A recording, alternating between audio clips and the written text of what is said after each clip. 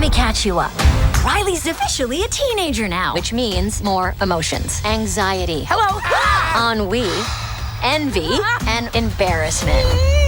Remember when we all finally came up to headquarters? Nostalgia. That was like 30 seconds ago, nostalgia. Yeah, those were the days. Disney and Pixar's Inside Out 2. Oh, remember when...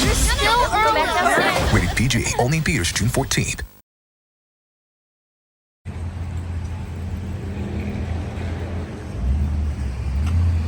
Light bright, turn on the magic of colored lights. Light bright, make a face to glow at night.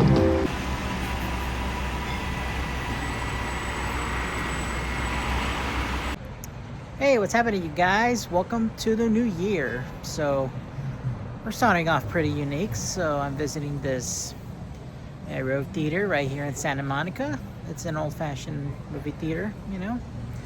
And currently waiting in line for a screening for Inside Out 2. And it includes a Q&A with the director, Kelsey Mann, and one of the screenwriters for the film. So, pretty excited today because, well, we already know Inside Out 2 is one of the best films of the year and the highest grossing animated film ever made. So, yeah, I gotta come here just to, not only to rewatch the movie, but to thank the director and one of the screenwriters, which I'm a big fan of, actually. She has a pretty cool podcast. You should guys check it out just to give tips about screenwriting and everything. But overall, I'm here today. Hopefully I'll get in because you have to be here. It's a first come first serve thing. So got here as early as I can. And I'm going to get something for a bite for it before this starts. And courtesy to Disney, I think they're doing free popcorns and drinks here. So that's a delight. Needs coffee, huh? Sure, why not? I got myself a frappe from Pete's. So I think it's good. I'm sure it is because, you know, it's frappe and I need it. God, I hope this doesn't explode. Yeah, look at these posters, you guys. Those are from older films, modern films. Any films, they will screen here. No matter the medium, no matter the genre.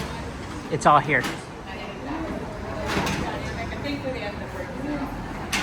Got this old-fashioned film camera right there from, I'm assuming the 40s. That's my guess.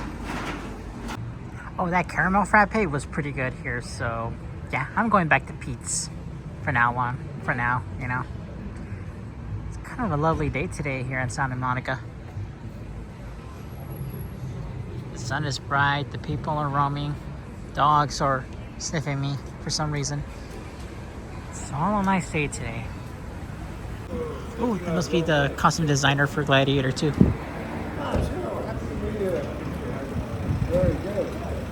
Yeah, I got to meet Arthur Max, the costume, not the costume designer, I mean the production designer for Gladiator 2. I haven't checked his rest of filmography he's done, but he seems pretty chill though. He seems really, really humble about what he has done. Ask him of his experience with Ridley Scott, and he's very he said he's very improvised kind of filmmaker. And I was like, okay.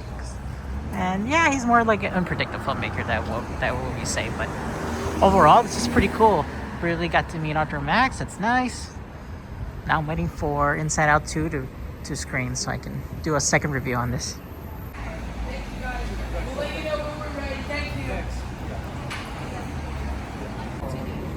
It is. Alright, free drinks. Okay, I made it, you guys. So I'm gonna go find a seat so I can sit whatever I want. So excited to welcome you to our beautiful historic Aero theater for our screening of Inside Out 2. Of course, after the film, we'll be having a Q&A with Kelsey Mann and Meg LeFauve, so that's so exciting. I hope we all stick around for it. So great. Let's give it up for Disney for the free screening and the concessions. And as always, I want to give a big thank you to all of our staff, all our volunteers, all of you who are running the show tonight. And of course, all of our lovely American Cinematheque members. You're the reason that we get to program free theaters, that we get to put on exciting events just like this. So thank you so much for your continued support. And one last thing I want to say is that if you didn't get someone a Christmas Christmas present, Hanukkah present, birthday present if they have, one of the 1 through 9 January birthdays. That covers you year round, so think about that. And last thing, no phones, no talking, because you're gonna want to pay all your attention to Inside Out 2. 2 hours later. It's so great to see so many people here at the American Cinematheque Aero Theater. What did you all think of Inside Out 2? I saw this movie over the summer for the first time. I've seen it 3 times now. This is one of those rare movies that really, you get so much more out of it each time you see it. I've seen it 3 times, and I'm so excited to have a conversation about this movie, which, at this moment, has grossed $1.7 billion worldwide, making it the highest grossing animated movie of all time. It's nominated for Best Animated Feature at the Golden Globes, which is tomorrow, and also the Critics' Choice Awards, which is next Sunday, and it was nominated for 8 Annie Awards, including Best Animated Feature, and I'm sure there is more to come. So right now, please welcome to the stage screenwriter Meg LeFauve, and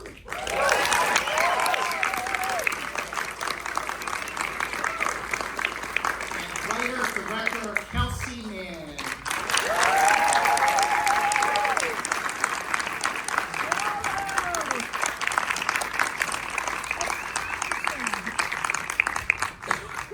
Hello, everybody. Thanks for coming out. Well, seeing this on the big screen is the way to go. No question about it. Yeah, I've got popcorn in my teeth. It's the way to watch a movie. Best movies and the best popcorn here at the Aero Theater. It's wonderful. So first of all, big congrats on the film. Meg, I know you worked on the first movie too, writing with Pete Docter. What informs sort of the approach that you had to doing, not only doing Inside Out 2, but topping a brilliant film that won an Academy Award for Best Animated Feature? Well, this guy here is the one who started it all, because I got a call, we're thinking doing Inside Out 2, and Kelsey Mann was a great idea. You came in very early on when I was actually in my first week that I started in development on this movie. You happened to be free, and I think we just spent an afternoon before we even knew that you would be writing on the movie. We had worked together.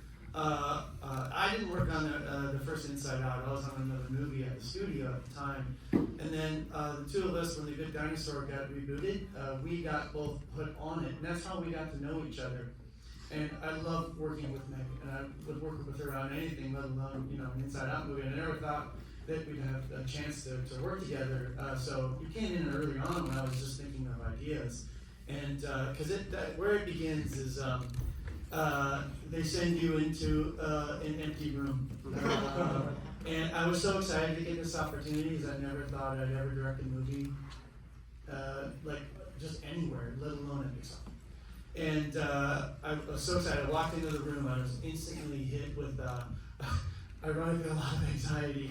I walked in with joy, was immediately hit with anxiety because there's nothing scarier than a bunch of blank walls. It's a wonderful thing to be able to create, but a blank page is a pretty scary thing to look at. So you want to instantly start to bring people in to help, and Meg was one of the first people. So Good Dinosaur, I think, came out the same year as the first Inside Out. I know, it got lost in the Inside Out. Well, both movies, they're in good company because both movies are terrific. But I gotta say, Kelsey, to direct your first feature and have it be a sequel to Inside Out, as exciting as that was it a little scary too? A little bit. Just a little bit. Yeah, a little bit. I think you were mentioning it like a little bit right before we came in, but I'm a big fan of sequels. They're some of my favorite movies, and Toy Story 2 is one of the movies that really made me want to work at Pixar because they did Toy Story and they did Buzz Life, and I'm like, these are amazing movies. And then they did a sequel, and I'm like, oh, this is where they're going to phone it in.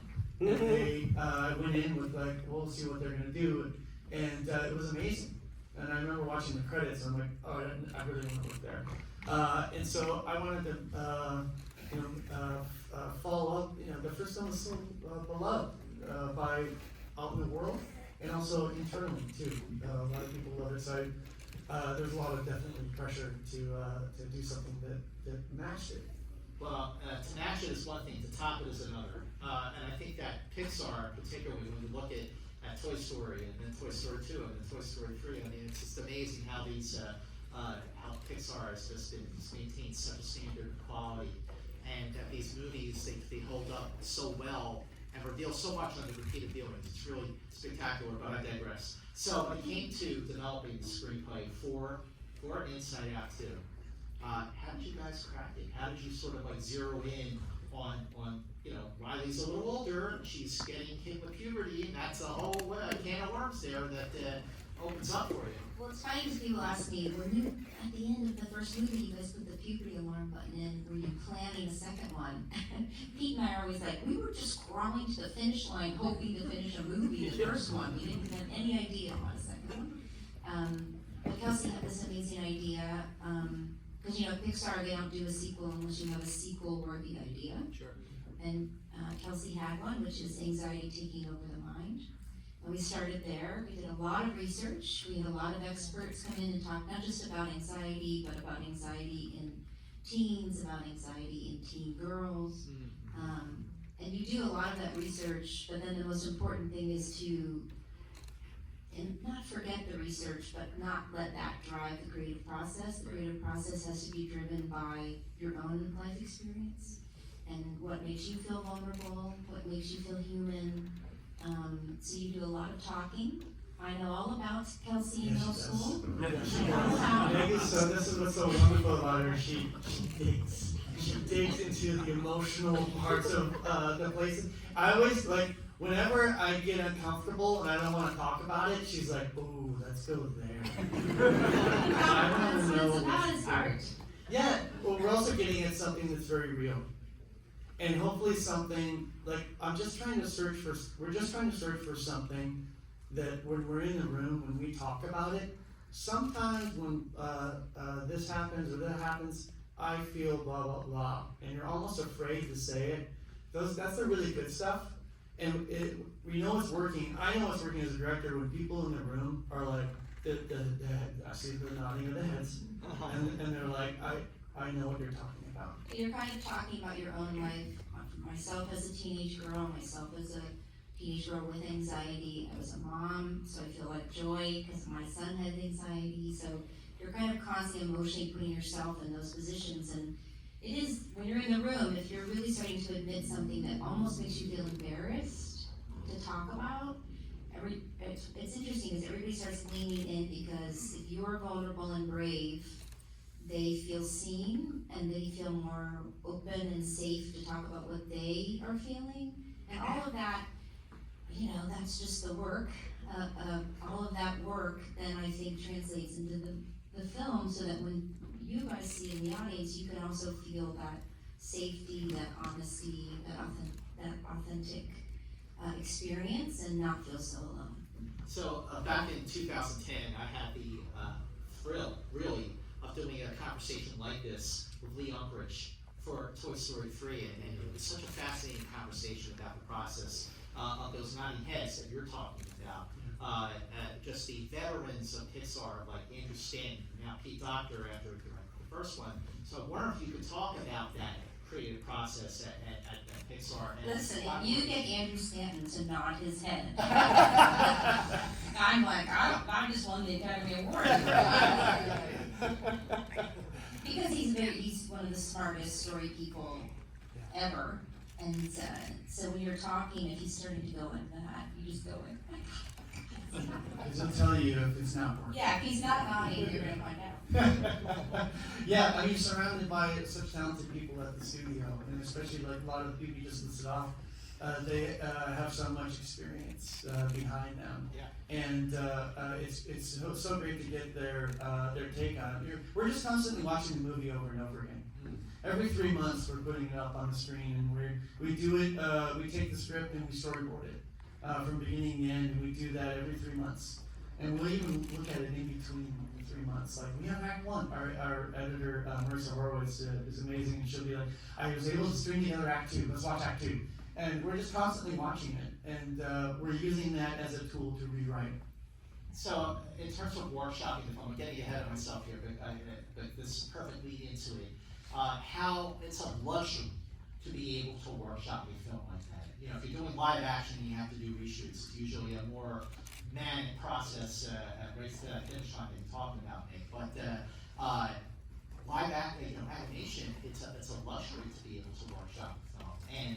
And so, what were some of the early emotions that you had in mind for Inside Out 2 that you went, you know what?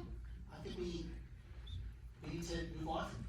Well, it's so funny because when you see a movie, it all just seems like, well, of course there's new emotions. But when you're in the room with blank walls, you're like, could there be new emotions? Would that work? And immediately Pete Docter's like, where have they been?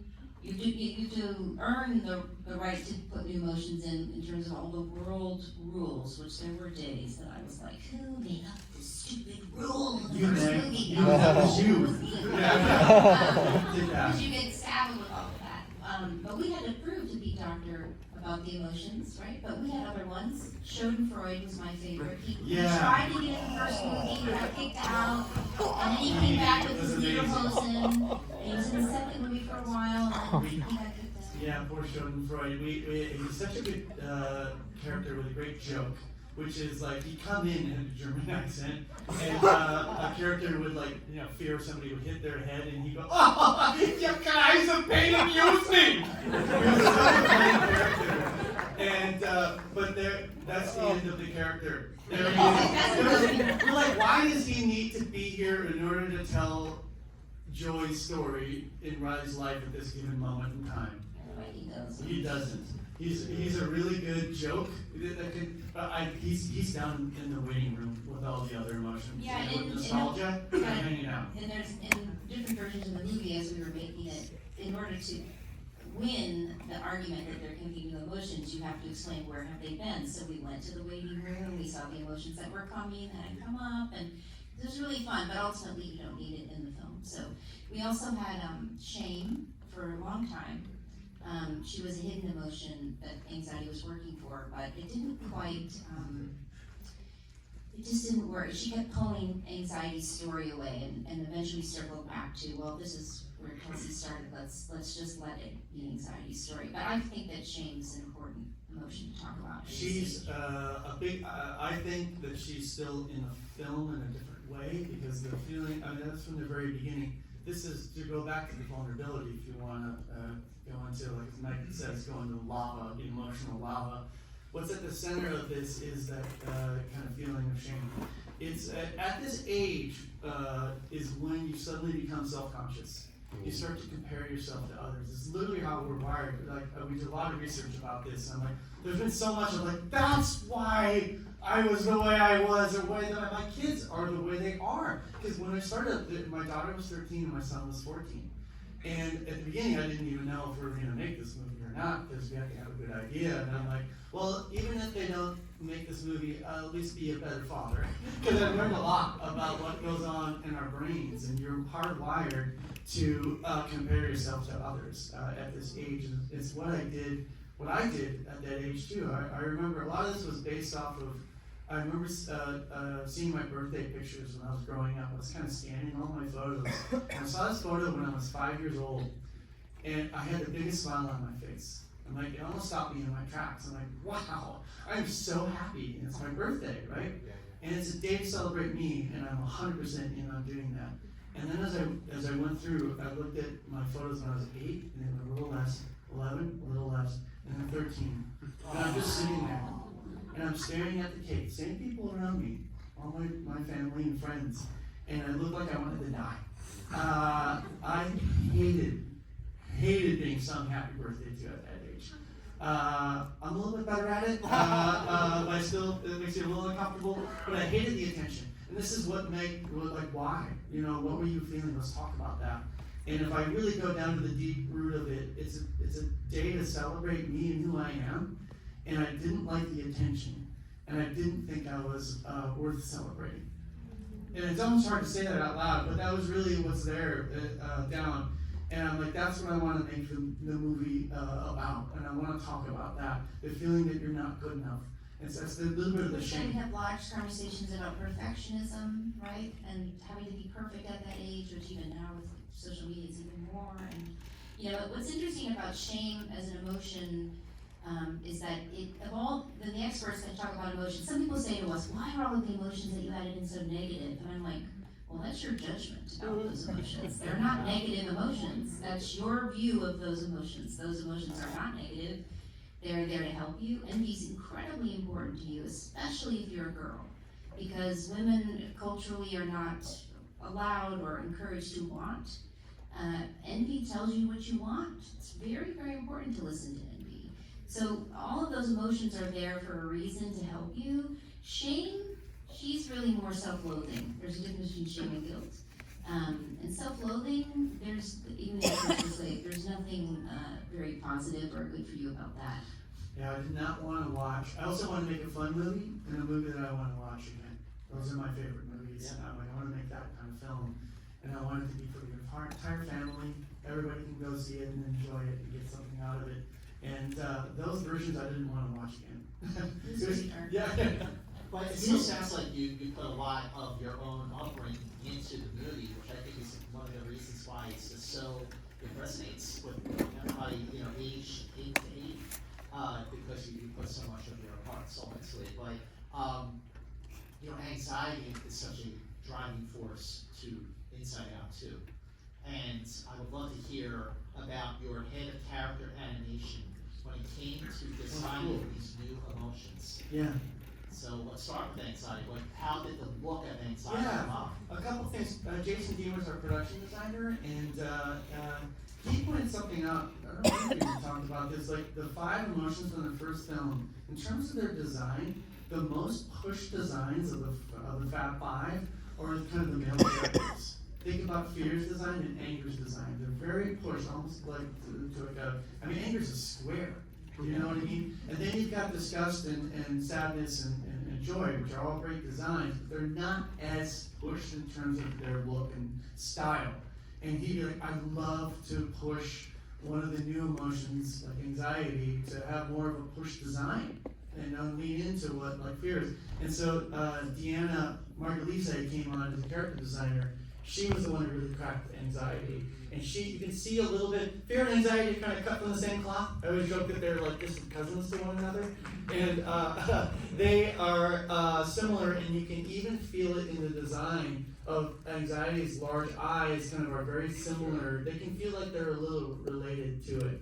And she made the character, because we struggled with the character too being very unlikable and very antagonistic. Lee Unkrich actually is a note that he gave me. He was like, she is not, she's too like mustache twirling evil. She doesn't feel real as a person, and she feels too mean, and I don't buy her. She feels fake. And so we looked into again, the research of why do we have anxiety. Lisa DeMora was on the film and was an incredible expert for us, and she's like, it's there to help you. It's trying to protect you. And we realized that we always looked at joy as like and all the emotions really, it's kind of parental relationships with Riley. We call her like our girl, we're trying to protect her and take care of her. We knew things started to work better when we realized that anxiety and joy are two parents arguing over how to best take care of their child, but they're both doing it from a place of love, but they're both doing it kind of wrong. Yeah, anxiety has a good goal. She does want to take care of Riley. Riley is growing up. Joy does need to mature herself. Anxiety has a point. It's just her plan that's very bad. She's a very bad plan about how to do it. So this year, now that we're in 2025, it just occurred to me that we are in the 30th anniversary year of the very first computer animated feature film ever, which is the first Toy Story movie. So let's give it up for Pixar, everybody. Yeah. Because look at how much computer animation has evolved and expanded over these 30 years. And then I thought, well, wait a minute. The first Inside Out was 2015, and the second one was 2024. That's 9 years. What were some of the ways that animation had expanded and evolved in those 9 years that you were able to do things on the second film that maybe you couldn't on the first? Boy, there's a lot. Technology moves quickly. When I started, I naively thought that let's just get Joy out of the digital box. Like, she's ready to go. And Sudeep Ramaswamy, our visual effects supervisor, was like, oh, Kelsey, so much has changed. It's been 9 years. We literally have to start over with Joy. And all the 5 emotions. He's like, we have to start from scratch. And we have to, it's gonna take an entire team 1 year to bring Joy back to life. I'm like, whoa, but we were able to do upgrades and to be able to like make Joy look even more appealing and fix certain things. We actually noticed that on Anger has little loops on people's belts. We realized that we colored one of his belts wrong on the first film. You guys all noticed, right? That was wrong. You did. That's why A little bit, yeah. I fixed it for you. Fixed it. It's all fixed. Thank you. In the sequel. Thank you. But it's really amazing. It's almost limitless, to be honest. You know, the only limit we have is time and money. But in terms of what they can achieve, they can do anything. But they're always like, okay, I can give you that, but that means I gotta take it from something from over here in order to get you that. So how important is that to you? I've learned, here's a good thing that I've never really talked about, is like my Seth's suit, she taught me this and I thought it was really great. It's what are my needs, my wants, and my wishes. So I can tell her, I go, that's a wish. You know, or that's a need. I need that for a story reason, otherwise the entire film story will collapse underneath it. Or I'll be like, that's kind of a want. I kind of want it, you know? Or like a wish would be like, maybe one day I'll have that. So it helped give a priority list of what's important to me. And it's interesting because as a writer, you do run into that a little bit. Not very often. You're not really often thinking what can happen in animation or not because they'll figure it out. I mean, on The Good Dinosaur, the river was talked about a lot because they were like, that whole movie, like the water is very hard to animate, hair is very hard to animate, and Joy is made up of little light points, and that's also, she's made up of light particles, that's also, so when she moves her hand, watch, these little light particles, so it's very hard, so I remember when we were in the development room, I was like, well, she's made up of light particles, what if the problem is, because you're always trying to think, what's the problem? She's fading. She's literally, those particles are moving or fading or coming off, and we ended up not going that direction, but you can see those ideas that are cooking. You know, by the end of the movie, you use that light particle thing as to be called back to the console. So you have all these versions, and they seem to die or go away, but they're just planting for they'll come back in a new form. And you just, as a creator, have to be very, very brave, because most of what you're creating is not going to go anywhere. People don't understand. I mean, Dave and I joke, and we're not kidding. We wrote thousands of pages. There's so many drawings, so many whole sequences. We had a whole sequence of Procrastination Land that was so funny. So many drawings. We went to where they make facts and opinions. We went on a boat with Gail, the fisherman. Idea fisherman. So many things that they don't make it through the process, and that's part of why it's art, because you have to be brave enough as a creator to toss it. As a writer, going into Pixar, you have to understand that it's an iterative process, and on the first movie, it took me a while to understand, because when you're a writer, you're like, but I wrote it, it's right here, please. It's cut. It's gone. They're like, yeah, we're not going to do that. Okay, can you go again? How? It's 11 o'clock by 3 o'clock, because you have more pages? And it's just, I realized, these are artists, and they have grown up sketching in sketchbooks. I'm sure at your house, your mom has. My mom is like, I'll take all your drawings. Yes, right? You know, out of my house. So they approach writing the same way. Like, well, go, sketch it out. And I have to, as a director, I've learned, I have to be, I'll cut an idea that I like. Not because I'll be like, it's not because it's a bad idea, it's just not right for the story. Like, Procrastination Land is a great thing. I love that land, and it's such a funny premise. But the story is about Riley being taken over by anxiety. Why on earth are we in Procrastination Land? It's the opposite of what anxiety needs to do. I mean, the other thing I've realized about this story is that there's 3 storylines going, all in different worlds with different rules. So there's Riley's storyline, you're in the headquarters, and then you're down in the mind. And every time a sequence happened in one of those places, it had to affect the other 2. So it became 3-dimensional chess. And not just in the writing, but in the whole process, you guys, it was crazy hard. In terms of the multiple storylines going on, that's why I compared this to the Empire Strikes Back for the first one. So we had a conversation outside. Anyway, so as far as procrastination land, I'm sure you're just like waiting for the next movie, waiting for Inside Out 3. Procrastinating. Procrastination. So tell me about Riley's crew. Oh yeah, Riley's crew. So you're tapping into your own life of being a teenager. It's been a while since I was a teenager. Yeah. I don't know if you can tell. But so I want me to relate to it. I want you to relate to it in terms of like that's what I remember that, right? But I also want teenagers today to go, they got that right. There's so much about what we do at Pixar, authenticity and it being correct, down to like the hockey. I had a whole team of people like. I'm from Minnesota, but I actually don't play hockey. I'm from Minnesota, yeah. But I don't know how to play hockey, I'm so sorry. And so you surround yourself with people who know what they're talking about. So the people, again, they got that right. And we wanted that, and I'm like, well, I remember pitching to them early on. I go, hear me out. I remember pitching to Pixar, could I have a group of, an advisory team of teenage girls to watch every version of this movie. And I thought I'd have to sell them on it, and they were like, sure, how many do you want? I was like, oh, I thought I had to sell you on this anymore. 9? And I want them from different parts of the country. Don't pull from just the Bay Area.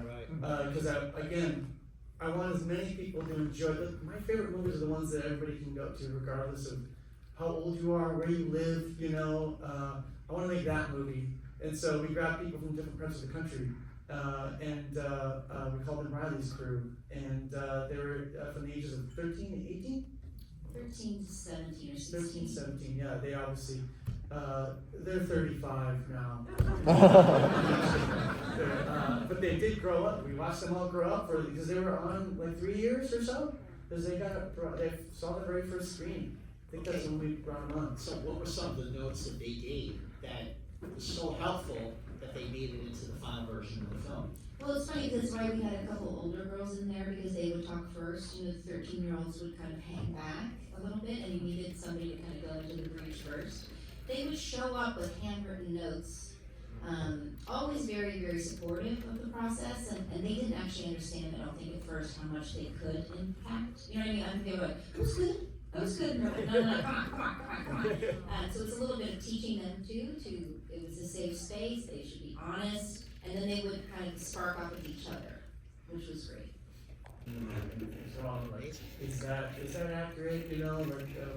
Try to get terminology sometimes out of them. You also want to make movies timeless too. It's hard to do with the teenage. It's so much about what's cool now, and we're like, how do we make sure that this is timeless? So we try not to put too much. That's why we didn't, we created a place where Riley had to give up her phone.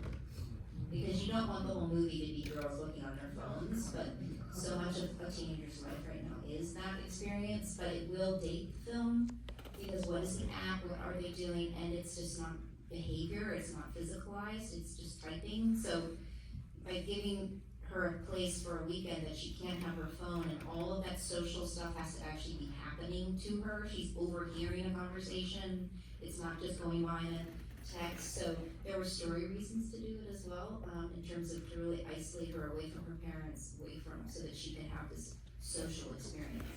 So the movie opens in July, and you finally, after workshopping it, writing 1,000 pages of a screenplay, you got to release it to the world, and the reviews were over the moon, unanimous. The movie makes 1.7 billion, like it's the biggest animated movie of all time. What was it like to reach that point where you're like, okay, we're going to release our kid out to the world? What was that moment like? What was the reaction for you when you saw how well? I mean, as for a writer, I'll just say it's the same, because you're lead by animation. You should not be involved in animation because that's really expensive. So for me, I'm like waiting to see the movie too, because I've only seen it in boards, and so much of it shifts through animation. For me, this is the hardest thing I've ever done in my life. A lot of it's been the pressure. There's obviously a lot of pressure just in our industry in general, and especially, even at Pixar, and having this be a follow-up to a film that everybody loves. Expectations are super high, and I just had high expectations on myself. There's so much that's in the movie that's from my own life of I'm the hardest critic on myself. And so sometimes I have trouble getting feedback from the outside. Like, I have a whole team up here that's already doing everything you're saying. Worse, and so then it was hard to get the movie even finished on time, because there's a lot going on with like the pandemic and with the strikes and everything. We were able to finish it on time and keep the release date. And then finally, the movie's about to come out. I'm going to question it. And I remember thinking, oh my gosh, I haven't thought about what do I expect the movie to do? Because I was so happy that we just finished it. And I was proud of it. And you were at the premiere, and that premiere was so lovely. And it's one of my favorite moments. You were there, like it was amazing. My parents, my family was there, and everything. And then the movie was about to go out into the world. And I thought, I haven't thought about what I expect, and I do a lot of that because there's a lot of forward projecting that's going on in my head, and I should take a page from my own movie. But what can I control? I can't control how the world's going to react to it. The part I can control is like how did I give everything I can to make this as good as it can? And I'm like, yeah, there's literally nothing left, and I did everything I could. And now it's not up to me, and now it's up to the world. And I honestly, I let go, and I was like, you're not in control here, and just enjoy the ride, and what comes, will come. And I let go, and oh my gosh, I've never told this story. When we were in Annecy, the movie was the day it released. We were in Annecy. Because Annecy is there's a whole an animation event there in France. And we went to a Disney party that night, and the movie had released and was about to release, and it kind of rained that day. And somebody came up to me, I think I've shown you this photo. Have I shown you this photo? And somebody came up to me and they kind of stopped a little bit, and they're like, Kelsey, have you been outside? I'm like, no. And they're like, look. And they took out a photo that they had taken, and a beautiful rainbow had just appeared. And it was all about promoting the movie in Disney. And there was a big Inside Out 2 poster that was there. And I'm not kidding you. I'll show it to you if you come up to me afterwards. A rainbow literally went down into Inside Out 2. And it was the day it opened. And I was like, this is the most magical thing I've seen in my life. And I really believe I let go into that. And the world really embraced it and gave so much back. And so I feel nothing but gratitude for the way it's been responded.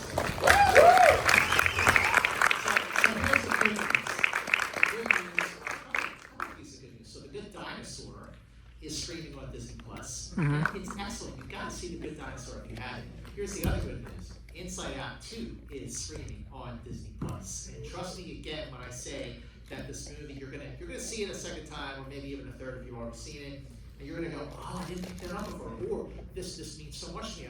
I didn't, just trust me on this, and make sure you watch Inside Out 2 again. And thank you so much for being here at the American Cinematheque Aero Theater.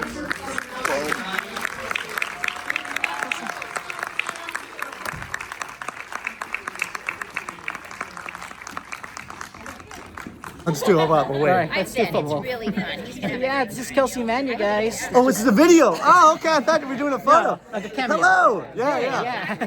Yeah, highest grossing director right now, so you're beating the records right now. Oh my goodness. And also being one of the best films of the year as well. Oh, That's thank more you. important to make it as the best. Feel you can. nothing but gratitude. Thank you so much. Thank Kelsey you so Mann, much. ladies and gentlemen. Meg. All right. Let's do this. You can sign anywhere in the glass, and that'll be it. Here's Mariela, who's one of the associate producers for the film. You have to push harder, yeah. Yeah. Well, I kind of feel sorry about Gigantic, the film that was canceled that you were gonna direct. I know. It wasn't meant to be. I did talk to Dorothy though about it. It wasn't meant to be. Yeah.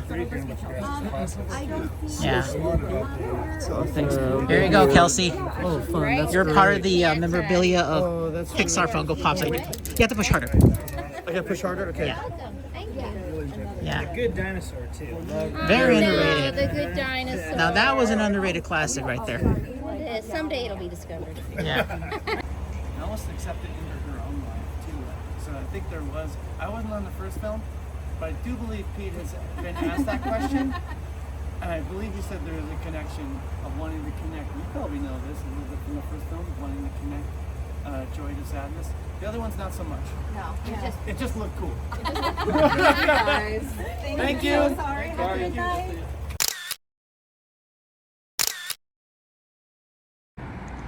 Alright, so finally got my Anxiety Funko Pop signed by one of the screenwriters and Kelsey Mann, the director. So thank you you too, and to Mariela.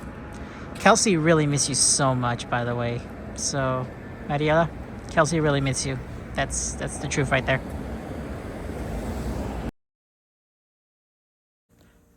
Alright, so I just got back from Santa Monica. And yeah, I didn't do any epilogue outside of the theater because it was getting cold. And it was just, the theater itself was just way too cold and couldn't even handle it that cold. Oh man.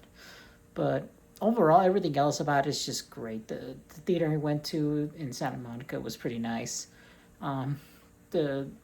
Seeing Inside Out 2 again in theaters, honestly, I love it even more than I expected. I was expecting it to be, hey, still a great film. No, it's as good as, is in fact better than my first screening back in the summer.